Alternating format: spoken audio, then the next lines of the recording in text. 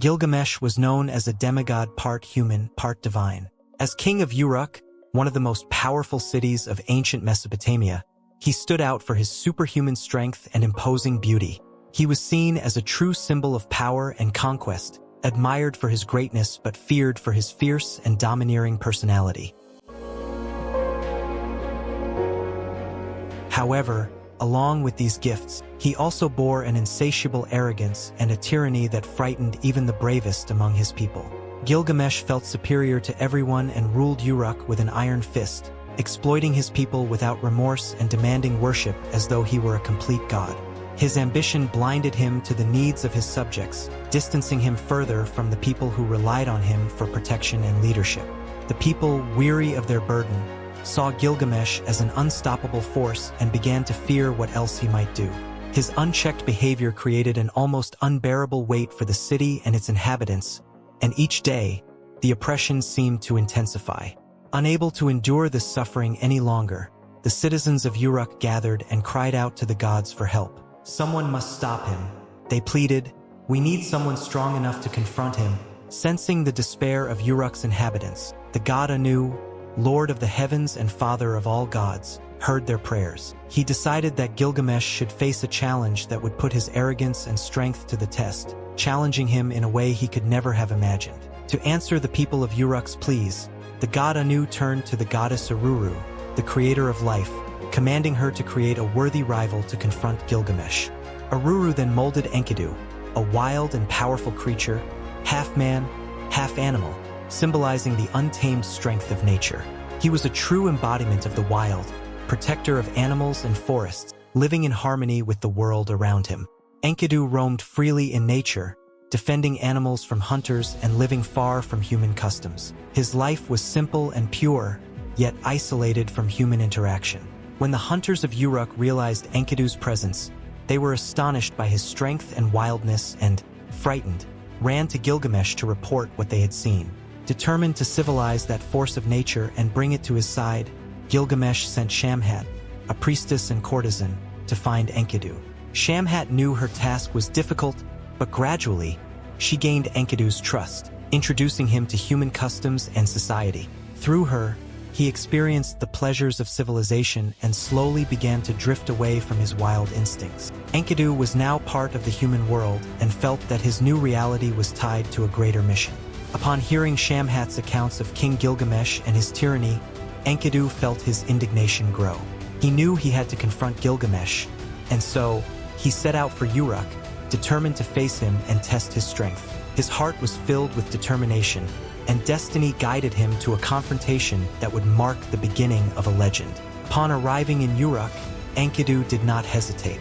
He searched for Gilgamesh and, during a wedding celebration, openly challenged him, interrupting the ceremony and calling the king to a fight. Gilgamesh, surprised by Enkidu's audacity, accepted the challenge with a smile, seeing it as an opportunity to once again prove his strength and superiority. The confrontation between the two was fierce and intense. Enkidu displayed unbreakable resilience and a strength equal to that of the king himself. They fought like titans, clashing throughout the city, each determined to emerge victorious. For days, the battle continued, with the people of Uruk watching, captivated by the skill and vigor of the combatants. But something curious began to happen during the fight. Gradually, Gilgamesh started to see something in Enkidu he had never found in another human, a strength and courage worthy of respect. Enkidu, in turn, began to admire Gilgamesh's determination, realizing that the king possessed not only arrogance but also incredible resilience. The battle did not end with a victor or defeated, but with an unexpected connection that would mark both their lives. As the combat ended, Enkidu and Gilgamesh looked at each other and, in silence, recognized one another as equals. From that moment on, they were born not just as rivals but as friends. This deep and unlikely friendship began to change Gilgamesh, making him question his actions and reflect on what it meant to be a true leader. He began to transform, listening to and respecting his people more, guided by Enkidu's presence. With a new outlook on life and motivated by friendship, Gilgamesh and Enkidu decided to embark on a journey of heroism. Together, they would seek epic adventures that would challenge their strength, courage, and unite them even further, giving rise to a legend that would transcend the ages. After forging an unbreakable friendship, Gilgamesh and Enkidu decided they needed to prove their strength together on a grand mission. Fate led them to the legendary Cedar forest, home to the feared demon Humbaba, a guardian appointed by the gods themselves to protect that sacred territory. It was believed that no man dared step into this forest, but for Gilgamesh and Enkidu, this would be the next great challenge of their heroic journey. With courage and determination, the two friends entered the dense forest, aware that they were trespassing into a forbidden place, but driven by the ambition to defeat Humbaba and achieve glory.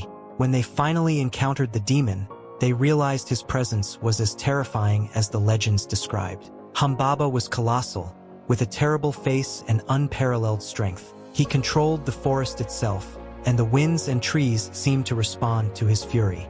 The battle was intense and challenging, with Gilgamesh and Enkidu using all their strength and skills to confront him. The demon fought with fierce resilience, and the pair needed all their courage and unity to overcome the formidable adversary. After an exhausting fight, they finally managed to defeat Humbaba, but this victory did not go unnoticed by the gods, who were closely watching. The gods, angered by Humbaba's death, saw the actions of Gilgamesh and Enkidu as an affront. They knew that the guardian did not pose a direct threat to humans, and his destruction was a sign of disrespect toward the forces of nature. The victory in the Cedar forest brought fame to the heroes, but it also introduced new tension between them and the gods, who would exact a heavy price for this defiance. Back in Uruk, Gilgamesh's fame as a hero continued to grow, attracting the attention of many, including the gods themselves. Ishtar, the goddess of love and war, was captivated by Gilgamesh's courage and beauty and decided to approach him, proposing marriage. But Gilgamesh knew well the stories of Ishtar's past lovers. Each had fallen into ruin after succumbing to her charms. Aware of the dangers, he rejected the goddess, saying he could not trust her love. The rejection left Ishtar furious. Feeling humiliated and spurned, she ascended to the heavens and asked her father, the god Anu, to punish Gilgamesh by sending the dreaded bull of heaven to devastate Uruk. Ishtar longed for revenge and yearned to see Gilgamesh destroyed for his audacity in rejecting her. Granting his daughter's wish, Anu released the bull of heaven, which descended upon the city with relentless fury. The bull of heaven was a colossal creature, capable of destroying everything in its path. Its steps made the ground tremble, and every movement brought devastation. But Gilgamesh and Enkidu, inseparable, decided to face the creature together. The battle was epic and terrifying, with the two friends fighting bravely against the bull's wrath. Enkidu held it with all his strength while Gilgamesh attacked the beast without hesitation. After an exhausting fight, Gilgamesh and Enkidu defeated the bull of heaven, but the act of defying a creature sent directly by the gods was an affront that could not go unpunished. Ishtar, even more furious at Gilgamesh's victory, vowed that he would pay a heavy price for his insolence. The victory, though grand, cast a shadow over the friends, for the gods would not forgive such disrespect. The affront against the bull of heaven sealed Enkidu's fate. The gods, furious at the insolence of Gilgamesh and his friend, gathered to discuss a punishment. They decided that Enkidu must pay with his life for defying the divine will. In a disturbing vision, Enkidu received the god's sentence, and a mortal illness began to consume him slowly. For Gilgamesh, watching his friend fall ill was like having his own heart ripped out. Enkidu, who had transformed him, who had taught him about friendship and empathy, was now on the brink of death. Gilgamesh cared for him desperately, but nothing seemed capable of stopping the inevitable. At his dying friend's side, he saw for the first time the absolute power of death, a force that neither strength nor courage could overcome. When Enkidu finally passed, Gilgamesh was devastated and gripped by the fear of his own mortality. The loss opened a wound in his heart and awakened a new obsession. He could not accept that death was the fate of all. Thus, Gilgamesh decided to embark on an extraordinary journey to challenge the very concept of life and death in search of immortality. Driven by the desire for answers, he traveled to the ends of the earth to find Utnapishtim, the only man to whom the gods had granted eternal life after surviving the Great Flood. Gilgamesh believed that if he could find Utnapishtim, he might discover a way to escape the dark fate that now seemed inevitable. His journey led him through unknown lands, facing dangers and challenges, all in pursuit of what seemed unreachable: immortality.